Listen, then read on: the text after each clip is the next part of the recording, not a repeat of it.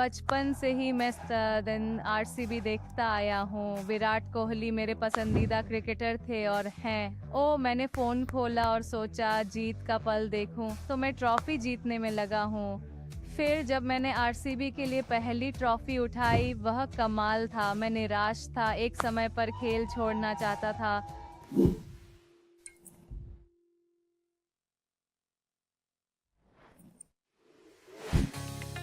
आज mic and magic पर हमारे साथ हैं भारत की निडर cricket machine, purple cap Turner और अंतिम साहसी श्रीयंका पटेल। आरसीबी से डब्ल्यूसीपीएल तक, छोटों से लेकर शानदार वापसी तक, श्रीयंका पटेल माइक एंड मैजिक पर हैं। हाय श्रीयंका, माइक एंड मैजिक में आपका स्वागत है। तो शुरू करें। आपने कम उम्र में ही घर छोड़कर अपनी क्रिकेट अकादमी के पास रहने का फैसला किया, वह अनुभव कैसा था? तो मुझे लगता है कि ये मेरा एक बहुत साहसिक निर्णय था, क्योंकि मैं क्रिकेट को अपनी पहली प्राथमिकता बनाना चाहता था और मैं था। मतलब मेरी पीठ में कुछ चोटें और छोटी-मोटी दिक्कतें थीं, तो मैं बेंगलुरु में 30-40 किलोमीटर का सफ़र बहुत मुश्किल होता है। जब बस, कार और फिर ऑटो से जाना पड़े, तो बहुत आवागमन होता था।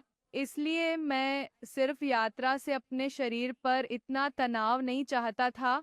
तो मैंने सोचा कि मैं अपनी अकादमी के पास चला जाऊँगा, ताकि क्रिकेट पर ज़्यादा ध्यान दे सकूँ, बजाय इसके कि निकलने और उठने के समय के बारे में सोचता रहूँ। मैं नहीं चाहता था कि ये सब मेरे खेल के बीच आए। मुझे लगता है कि यह मेरा और मेरे माता-पिता का एक साहसिक निर्णय था, जिन्होंने मुझे जाने दिया। मैंने पढ़ा था कि आपको डिज्नी, मिकी माउस, ड्राइंग पसंद है। ये प्यार कहाँ से आया? बचपन से ही मैं बहुत चंचल हूँ, मुझे कार्टून देखना पसंद है। हमेशा से Tom and Jerry, Mickey mouse, Oggy and the cockroaches और ऐसे ही बहुत कुछ देखता रहा हूँ। इसलिए मुझे कार्टून देखना अच्छा लगता है, क्योंकि इससे मैं खुश और तरोताज़ा महसूस करता हूँ। कौन सा डांस पसंद है? शास्त्रीय डांसर बनने से पहले मैं भरतनाट्यम डांसर थी। लेकिन मेरी बहन इसमें काफ़ी अच्छी थी, मैं बस उसे देखती थी और सोचती थी चलो मैं भी आज़माती हूँ। इसके अलावा मुझे फ्री स्टाइल, बॉलीवुड डांस और वो सब पसंद है। आप गिटार, गोल्फ और डांस भी करते हैं। किस तरह का? अगर अगर क्रिकेट एक साल के लिए रद्द होता, आप क्या लेंगे? अगर क्रिकेट एक साल के लिए रद्द, किस में प्रसिद्ध होंगे? मुझे लगता है मैं अच्छा नाचूँ।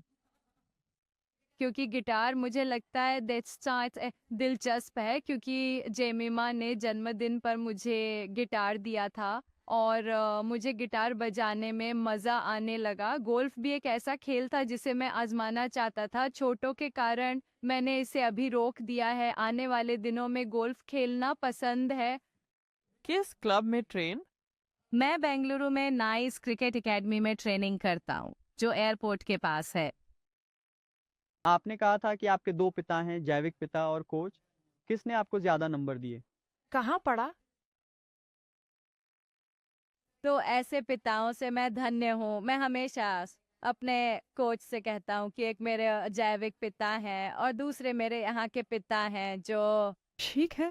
हाँ, सच है। तो मेरा मतलब है, मैं उन्हें खेलते देख रहा था और उन्होंने मुझे क्रिकेट में लाने व सारी मेहनत की। फिर जब मैं 16-17 साल का था, उन्होंने मुझे सौंप दिया। मैं हमेशा ये शब्द इस्तेमाल करता हूँ, उन्होंने मुझे अर्जुन सर को सौंप दिया, जो मेरे कोच थे।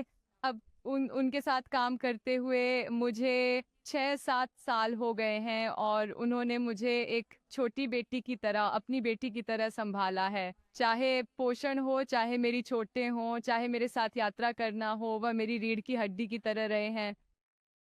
2024 में आपने आरसीबी में खेला और उन्होंने पहला खिताब जीता, वह कितना खास रहा? मैं शब्दों में नहीं बता सकता, क्योंकि बचपन से ही आरसीबी को देखता आया हूँ। विराट कोहली मेरे पसंदीदा क्रिकेटर थे और हैं। उस ट्रॉफी को उठाना बस परम आनंद है और यह मेरे लिए इस समय एक अवास्तविक क्षण है। यह अभी भी मुझ पर हावी है। मैं बस सोच रहा था, क्योंकि अब कुछ दिनों में अगला सीजन शुरू हो रहा है। आज भी मैंने अपना फोन खोला और सोचा जीत का पल देखूं। मैं ऐसे ही ट्रॉफियां जीतने के लिए उत्सुक रहता हूँ। और जब मैंने आरसीबी के लिए पहली ट्रॉफी उठाई वह बस कमाल था। उसी साल आप T20 विश्व कप में गए थे और सब कुछ ठीक लग रहा था, लेकिन फिर अचानक आपको लंबी चोट लग गई। ये कैसे हुआ? कृपया हमें चोट के बारे में बताएं। मेरा मतलब है विश्व कप से पहले मुझे कुछ छोटी मोटी चोटें थीं और फिर सब ठीक हो गया और मैंने खेलना शुरू कर दिया। विश्व कप भी बहुत अच्छा रहा, लेकिन मेरे लिए ये अच्छा था क्योंकि मैं अपने पहले विश्व कप में खेलना कैसा होता है ये अनुभव करना चाहता था। दुर्भाग्य से हम क्वालिफाई नहीं कर पाए, लेकिन मुझे लगता है कि ये खुद को जानने, अपने खेल को समझने और मैं कहाँ खड़ा हूँ ये जानने के लिए एक अच्छा कदम था। ये एक शानदार अनुभव था और मैंने सोचा भी नहीं था कि मैं चोटिल होकर इतने महीने क्रिकेट से बाहर रहूंगा। करीब 11 से 14 महीने में क्रिकेट से बाहर रहा। मुझे कई चोटें लगीं जिसकी शुरुआत दोनों पैरों में शिन स्प्लिंट से हुई। तो मैं ज्यादा दौड़ नहीं पाया, मैं अपनी पूरी क्षमता से नहीं खेल पाया, तो मुझे पीछे हटना पड़ा और क्रिकेट से ब्रेक लेकर पूरी तरह फिट होकर खेल में लौटने का फैसला किया। लेकिन उस चोट को ठीक होने में समय लगा, एक के बाद एक चोटें लगती गईं, तो ये मेरे लिए बहुत मुश्किल समय था। आपको लगातार 4 चोटें लगी थीं, उंगलियों में शिन स्प्लिंट्स, कलाई और अंगूठा। आपको हार मानने से किसने रोका और ये हिम्मत कहाँ से आई? परिवार से, आत्म प्रेरणा से, या सिर्फ आपकी अटूट आस्था से? मेरा मतलब है, मैं माफ करना, मैं इसे झेलूंगा। मैं निराश था, मैं भी एक समय पर खेल छोड़ना चाहता था।